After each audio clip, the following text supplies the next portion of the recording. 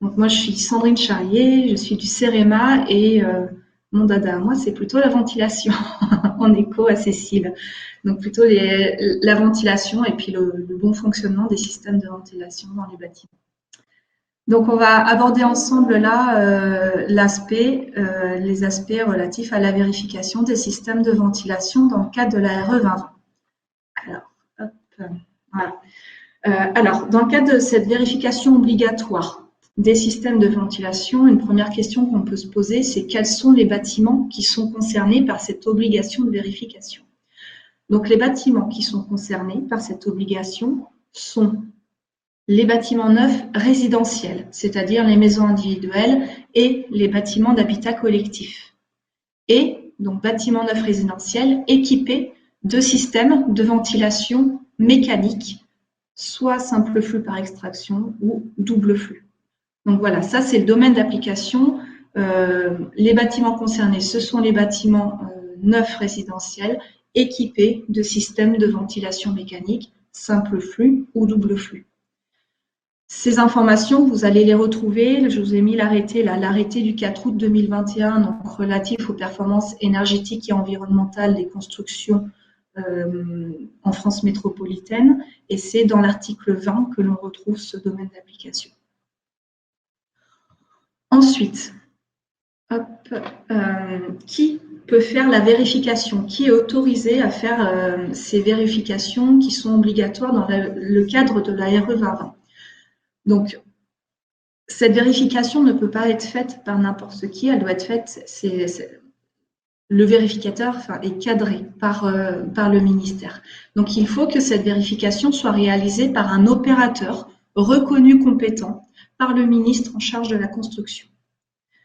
Pour définir un peu, détailler qui est cet opérateur reconnu compétent, un opérateur reconnu compétent par le ministre, c'est une personne, c'est un opérateur qui détient une qualification professionnelle qui est reconnue par le ministre en charge de la construction et qui est soit un opérateur de mesure indépendant du demandeur et des organismes qui interviennent en exécution, en suivi de travaux ou en maîtrise d'ouvrage, ou bien on peut être opérateur de mesure d'une entreprise qui a la responsabilité de l'ensemble du lot ventilation ou du système ventilation de l'opération contrôlée, c'est-à-dire l'entreprise qui a la responsabilité à la fois de l'arrivée ou du soufflage d'air neuf, de la circulation de l'air, de l'extraction et du rejet d'air vicié.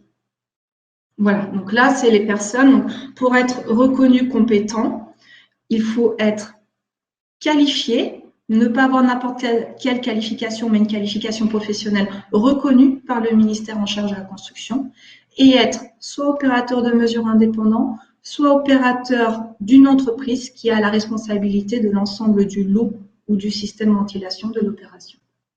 Ces éléments-là sont précisés dans l'arrêté du 4 août 2021, cette fois en annexe 8. Ensuite, pour venir préciser un petit peu cette notion d'opérateur reconnu compétent, il y a deux étapes pour avoir cette reconnaissance.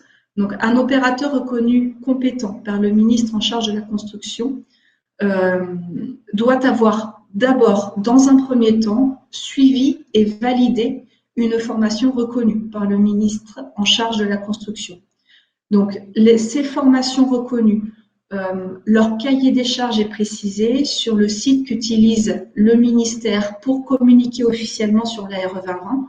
Ce site, c'est le site rt-re-bâtiment.développement-durable.gouv.fr. Vous avez le lien sur la présentation. Et donc, sur la page qui est dédiée à la ventilation sur ce site de la RE 2020, on retrouve à la fois le cahier des charges des formations pour pouvoir être formation reconnue par le ministère en charge de la construction. Et puis, vous aurez également la liste des formations qui sont reconnues. Donc, pour le moment, on n'a que le cahier des charges. Et à moyen terme, on va dire dans le premier semestre de 2022, on aura une liste qui viendra se compléter petit à petit des formations qui sont reconnues par le ministère en charge de la construction. Donc, il faut d'abord avoir suivi une formation validée, reconnue, avoir suivi une formation reconnue par le ministère en charge de la construction et l'avoir validée, c'est-à-dire avoir validé l'examen théorique final et avoir validé l'examen pratique final. Cet examen pratique, c'est une validation d'un rapport de vérification qui aura été fait par l'opérateur. Une fois qu'on a suivi et validé cette formation reconnue, alors on peut demander une qualification. Donc, la deuxième étape, c'est de demander une qualification. Là encore, il ne s'agira pas de demander n'importe quelle qualification. Il faudra que ce soit une qualification qui est reconnue par le ministre en charge de la construction. Le cahier des charges de ce type de qualification est là encore disponible sur le site qu'utilise le ministère pour communiquer sur la RE2020. Donc, c'est le site que je vous ai mis en lien. Donc, vous trouverez le cahier des charges des qualifications et puis, à moyen terme, vous retrouverez la liste des qualifications qui sont reconnues par le ministère en charge de la construction. Donc, voilà, ça, c'est le détail de qui peut réaliser la vérification des systèmes de ventilation dans le cadre de l'obligation portée par la RE2020. Ensuite, troisième question que vous vous posez certainement, c'est quel protocole sera appliqué dans le cadre de cette vérification obligatoire. Le protocole qui sera appliqué pour la vérification des systèmes de ventilation, c'est le protocole ventilation RE2020. Alors, qu'est-ce que c'est que ce protocole? C'est un protocole dont vous n'avez pas encore entendu parler a priori. Donc, je vais vous expliquer d'où est-ce qu'il arrive. Et donc, pour vous expliquer ça, on va faire juste un tout petit peu d'histoire que vous connaissez certainement avec des noms que vous connaissez, mais c'est pour bien vous montrer comment tout ça a été créé et élaboré. Alors, un peu d'histoire. En 2016, il y a eu la publication du protocole Promévent et de son guide d'application. Ce protocole et ce guide sont issus d'un projet Promévent qui s'est déroulé sur 3 ans avec différents partenaires, dont l'objectif était de normaliser le protocole de vérification et de mesure des systèmes de ventilation mécanique en résidentiel. Ce projet a été financé par l'ADEME et soutenu par l'ADEME et également par le ministère en charge de la transition écologique et solidaire. Son domaine d'application, c'était le résidentiel. Et le protocole Promévent et son guide d'application, qui sont le résultat de ce projet-là, sont les éléments, le protocole et le guide sur lequel s'appuient, notamment se sont appuyés les labels Effinergie, et également d'autres certifications d'organismes de certification pour des opérations, des certifications de qualité pour les opérations. Donc, ça a servi vraiment de support. Ce protocole Promévent et ce guide d'application, vous pouvez les retrouver aujourd'hui sur le site internet promévent.fr. Vous retrouvez les résultats, ce protocole et ce guide, ainsi que des informations sur le projet initial également. Donc ça, c'était en 2016. Et donc, en 2016, ce projet et puis donc le protocole et le guide avaient bien pour domaine d'application les bâtiments résidentiels. Ensuite, en 2018, a commencé un nouveau projet soutenu également par l'ADEME et par le ministère de la Transition écologique et solidaire. Et donc, ce projet, c'est le projet qui s'appelle Promévent tertiaire. Et donc là, vous le voyez, vous le comprenez certainement dans le nom. Le domaine d'application de ce projet-là, c'est les bâtiments tertiaires. On aura les résultats de ce projet-là normalement au milieu de l'année 2022, à l'été 2022. Le projet se termine et donc il devrait y avoir la publication d'un protocole de vérification des systèmes de ventilation dans les bâtiments tertiaires. Donc voilà, en 2016, un protocole et un guide dédié au résidentiel et en 2018, le début d'un projet sur les bâtiments tertiaires. En 2021, eh bien, on va avoir la publication de 2 protocoles. On aura donc 2021, on y est déjà, ça devrait être au mois de novembre. On pense d'ici la fin du mois, on aura la publication de 2 protocoles. D'abord, la publication du protocole ventilation RE20 RE 2020, qui est le protocole qui est rendu obligatoire d'application dans le cadre de la RE 2020. Et puis, il y aura également la publication du protocole Promévent résidentiel 2021 et de son guide Promévent résidentiel 2021. Pour comprendre à quoi correspondent ces deux protocoles distincts, on va s'appuyer sur les schémas qui sont présentés là sur la diapositive. Donc, à gauche, on a le protocole Promévent dans sa version 2016 et le guide Promévent 2016, donc tels qu'ils ont été publiés en 2016. Entre 2016 et 2021, il y a eu un certain nombre de compléments qui ont été donnés dans le cadre du GT Application Promévent, donc qui était un groupe de travail piloté par F-Énergie et dont le but était de venir apporter des compléments techniques à l'application du protocole et du guide Promévent dans leur version 2016. Donc, entre 2016 et 2021, c'est la partie en vert, il y a eu un certain nombre de documents supplémentaires et complémentaires qui ont été édités. Dans les versions qu'on va voir, donc partie de droite, qui vont être publiées en 2021, on va avoir d'abord un protocole et un guide Promévent résidentiel 2021. Donc déjà, vous voyez juste une sensible évolution du nom et du titre. On a rajouté le mot résidentiel pour bien cerner tout de suite le domaine d'application et pour anticiper la publication d'un futur protocole plutôt relatif au tertiaire en 2022. Et donc, on aura donc ce protocole et ce guide Promévent résidentiel 2021. Le contenu de ce protocole et de ce guide, c'est exactement ce qu'il y avait dans la version 2016, plus, eh bien, ont été intégrés tous les compléments qui avaient été faits là en vert entre 2016 et 2021, eh bien, ils ont été directement intégrés dans les versions de 2021 pour avoir des documents autoporteurs et ne pas avoir trop de documents à consulter. Les mises à jour aussi ont consisté à des mises à jour des textes de référence. Parfois, il y a des textes qui ont évolué et donc la référence à ces textes a évolué pour que ce soit bien toujours d'actualité. Comme dans la structure de 2016, on retrouve les 4 mêmes propositions d'étapes de diagnostic, donc du protocole et du guide, donc à savoir une étape de préinspection qui est proposée, des étapes de vérification fonctionnelle, des étapes de mesure fonctionnelle, de débit et ou de pression, et puis une étape de mesure de perméabilité à l'air des réseaux. Donc ça, on garde la même structure, le même contenu que la manière dont c'était construit en 2016. La publication de ces mises à jour de ce protocole et guide Promévent résidentiel 2021 aura lieu à la fois à travers le centre de ressources ventilation, donc www.bâtiment-ventilation.fr, et à travers le site qui communique également sur les protocoles et guides Promévent, donc promévent.fr. En parallèle de cette publication, il y aura une deuxième publication qui sera la publication du protocole ventilation RE 2020, également a priori à la fin du mois de novembre de cette année. Et donc, quel est le contenu de ce protocole ventilation RE 2020 ? Le protocole ventilation RE 2020, c'est le protocole qui est rendu obligatoire d'application.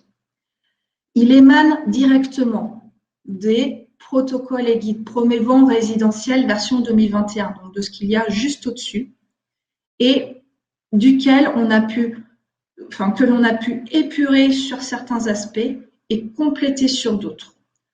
Par exemple, ce qui a été complété, c'est la notion d'objectif à atteindre et de points obligatoires. Là, on est dans un protocole réglementaire, donc avec des points obligatoires à vérifier et sur lesquels une conformité est exigée. Donc ça, c'est une partie qui a été ajoutée dans le cadre de cette obligation réglementaire.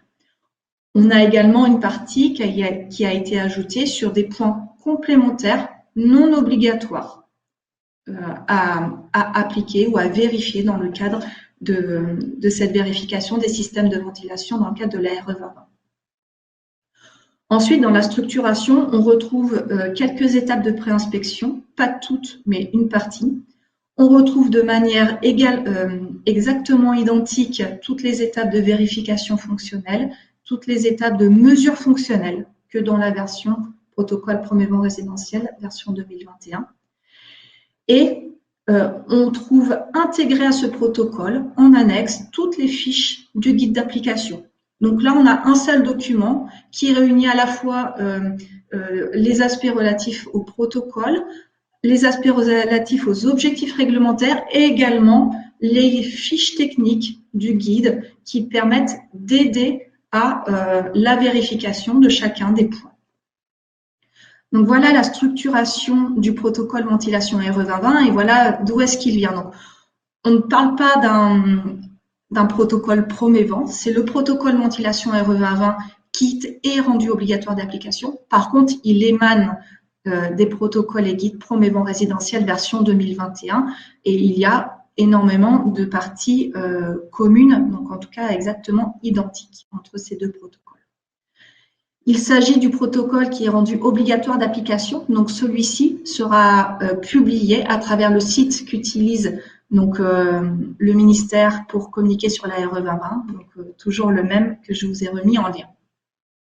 Pour aller un petit peu plus dans le détail dans ce protocole, donc, que contient le protocole ventilation RE 2020? Donc, comme je vous le disais, il va recenser l'ensemble des points qui sont rendus obligatoires à la fois pour la vérification, donc obligatoire à vérifier, et dont la conformité est rendue obligatoire pour avoir la conformité globale du système de ventilation. Donc, ces exigences obligatoires RE 2020, elles sont détaillées sous forme de liste. Donc, là, j'en ai mis un petit extrait là sur la diapositive. Donc, on retrouve la rubrique qui est concernée. Est-ce qu'on est sur une étape de pré-inspection, de vérification fonctionnelle ou de mesure fonctionnelle? Ensuite, on retrouve la codification du point de vérification ainsi qu'à côté, la fiche du guide technique qui vient expliciter, détailler, décrire la manière dont on réalise la vérification. Ensuite, il y a la dénomination du point de vérification. Donc voilà, on aura une liste là de tous ces points qui sont rendus obligatoires. De la même manière, on aura une liste des points complémentaires non obligatoires. Ensuite, le protocole ventilation RE 2020 détaille, décrit une méthodologie de vérification, de préinspection et des vérifications fonctionnelles et une méthodologie de mesure des débits et des pressions. Donc là, qui sera commune aux deux protocoles qui vont sortir. On aura également, ce protocole intègre des exigences sur le matériel de mesure et sur l'échantillonnage. Donc tout ça, ce sera décrit dans le protocole et ce seront des parties vraiment tout à fait identiques et communes avec le protocole Promévent résidentiel version 2021. Et puis enfin, le protocole ventilation RE 2020 intégrera directement les fiches du guide d'application qui viennent préciser, aider à la vérification et dont on montrera là une structure dans deux diapositives. Donc voilà le contenu du protocole ventilation RE 2020 tel qu'il sera publié d'ici la fin du mois. Ensuite, à moyen terme, donc on va dire dans le premier semestre 2022, ce protocole ventilation RE 2020 sera complété d'un certain nombre d'outils opérationnels qui ont pour but d'aider l'ensemble des professionnels à appliquer cette obligation de vérification des systèmes de ventilation. Donc, ces outils pourront aider les opérateurs de vérification, mais également les maîtres d'ouvrage, les bureaux d'études. Deux premiers outils, ce seront les listes des points obligatoires, mais des listes détaillées par typologie de bâtiment, donc maison individuelle ou bâtiment d'habitat collectif, et par système de ventilation, simple flux ou double flux. Donc, on aura la liste des points obligatoires par typologie de bâtiment et par système de ventilation. De la même manière, on mettra à disposition une liste des points complémentaires non obligatoires, là encore détaillés par typologie de bâtiment et par type de système de ventilation. Ensuite, il est prévu d'élaborer deux outils vraiment d'aide à la vérification. Un premier outil qui sera un outil d'aide à la décision sur chaque point de vérification. L'idée, c'est de venir redétailler pour chaque point de vérification quels sont les éléments à contrôler, à vérifier. Là, c'est vraiment pour faciliter le travail de l'opérateur, en tout cas d'aider à la décision l'opérateur pour les conclusions données sur chaque point de vérification. devrait être proposé également un outil d'aide aux mesures fonctionnelles de débit et ou de pression. Donc là encore, ce sera un outil qui permettra de mieux s'y retrouver, de bien savoir quelles sont les mesures à réaliser, dans quel cas, vraiment pour faciliter le cheminement de l'opérateur. Et puis enfin, comme c'était proposé jusqu'à présent déjà, il y aura toute une foire aux questions qui sera prévue pour apporter des réponses techniques et éventuellement complémentaires au protocole s'il y a besoin d'apporter ces compléments-là. Il y aura une foire aux questions qui sera rendue disponible. Donc voilà pour les outils qui devraient arriver plutôt dans le premier semestre 2022. Pour terminer, là, on souhaitait vous rappeler la structuration d'une fiche. Donc, une fiche qui vise à aider, guider un opérateur à réaliser la vérification sur un point de vérification. Donc, les fiches telles qu'elles sont proposées en annexe du protocole ventilation RE2020 ont la structure suivante. Donc, on va retrouver la rubrique tout en haut. Donc, la rubrique, c'est pour savoir si on est en vérification fonctionnelle ou en mesure fonctionnelle. On aura le titre de la fiche. À droite, on aura le code de la fiche, qui est le code qui est repris dans les listes des points de vérification. On a la correspondance avec un code de fiche. Donc, ça, c'est ce code-là qui sera repris. Ensuite, dans la description, on aura des icônes qui permettront de savoir si cette fiche-là, cette vérification-là s'applique seulement aux maisons individuelles ou bien seulement aux bâtiments collectifs ou bien aux deux si les deux icônes sont présents. De la même manière, les fiches détaillent si le point de vérification concerne simplement les systèmes de ventilation simple flux ou bien les systèmes de ventilation double flux ou bien les deux. Ensuite, on aura une indication des textes des références qui sont explicités dans cette fiche-là.